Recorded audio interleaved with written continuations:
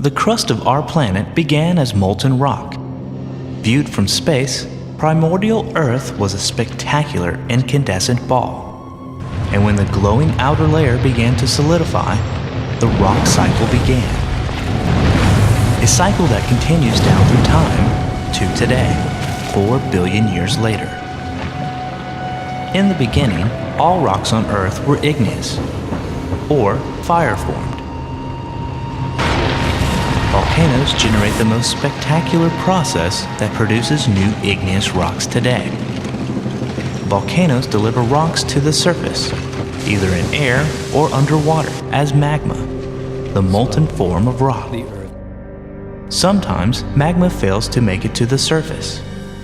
Geologists call these molten masses that cool deep underground intrusive rock, to distinguish them from more visible extrusive lava flow.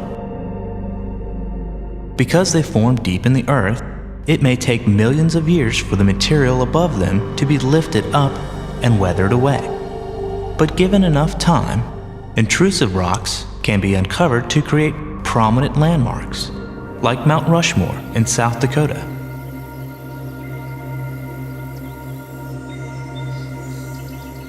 Or Stone Mountain in Georgia.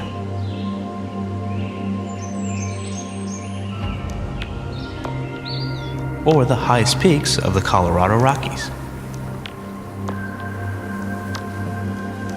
Devil's Tower in northwestern Wyoming is a classic example of a volcano that didn't quite make it. Its magma penetrated hundreds of feet upward into the overlaying sandstone, and then cooled in place without making it to the surface. As it cooled, long vertical cracks appeared as it contracted. Now, millions of years later, the sandstone has weathered away, leaving behind a spectacular place for close encounters of the third kind. After igneous rocks form and is exposed to weathering effects of wind and rain and heat and cold, small chips and bits and pieces are broken off and washed down to the sea, or river bottoms, or lake beds. And given time, thick deposits of sediments, layer upon layer of igneous rock fragments, can be buried and baked and turned into stone again. Rocks formed this way are called sedimentary rocks. Over time, beach sand can be buried under sediments deep underground. Pressure and the heat of the Earth's interior, together with minerals deposited by water, cement the grains together into a rock called sandstone. As it resurfaces, sandstone will weather again and grains will be broken off and transported to another beach. Many of the grains of sand at your favorite beach have been on other beaches in the distant past.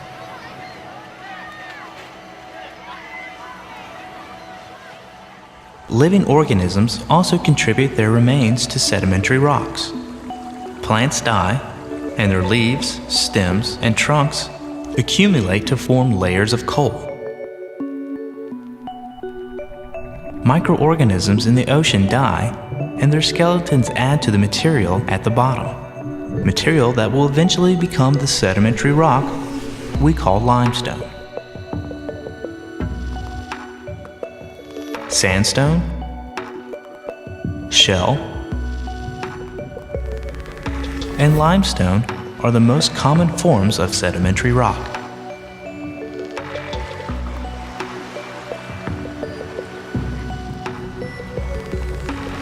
Igneous and sedimentary rocks are constantly being recycled. At the surface, they are all weathered away and form new sediments. But if they are buried deeply, even more interesting changes can occur. Heat and pressure and time can cause the atoms in the rock to rearrange themselves into new and denser materials. Graphite will convert to diamond if it is buried 100 miles down. Rocks that have been changed since they first formed are called metamorphic rocks. These rocks tell incredible stories of conditions deep within the earth. Under the duress of tectonic plate collision, layered limestone transforms to marble, while shell turns to slate, and then big crystals of garnet and other high-pressure minerals.